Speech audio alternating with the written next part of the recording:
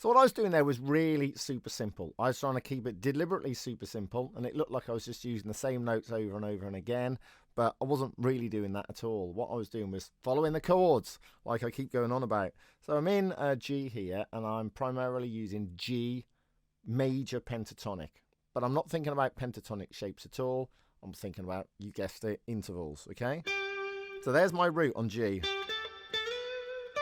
So I'm going 1, the 2, the 3, and the 5.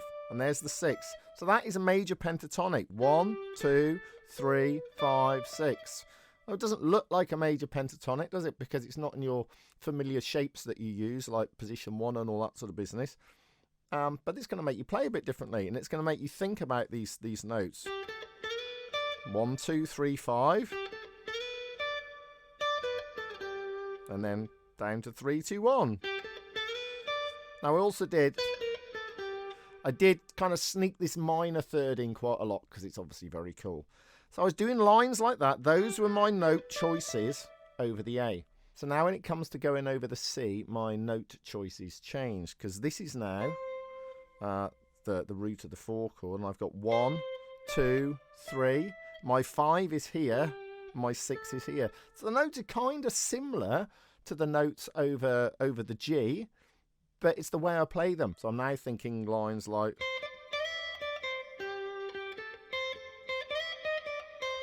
so I'm kind of focusing around this note, or ending up on chord tones like the 3, or ending up on the 5. I'm not ending up on the 6. I can use the 6. That's fine, but I don't want to go, because it doesn't sound right, because it's not a chord tone. So now I'm on the D here. So now I'm thinking over the 5 chord. The 5 chord is a D. So I've got 1, 2, 3. There's my 5 and there's my 6. So it's like everything's just shifted up a tone from the C. So I could do lines like that, or both of those together. So over the 5 chord, I could go 4 chord, 1 chord. I think I did that.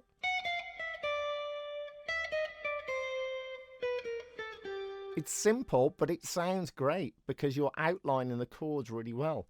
And you're not moving a lot from here. Yeah, it's the notes you're playing, the order that you're putting them in, that is important, right? And you've got to think about those chords that are going on in the background.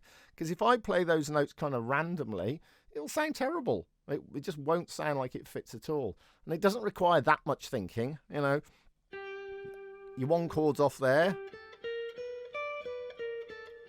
Those. Okay. And over the 4 chord, we've got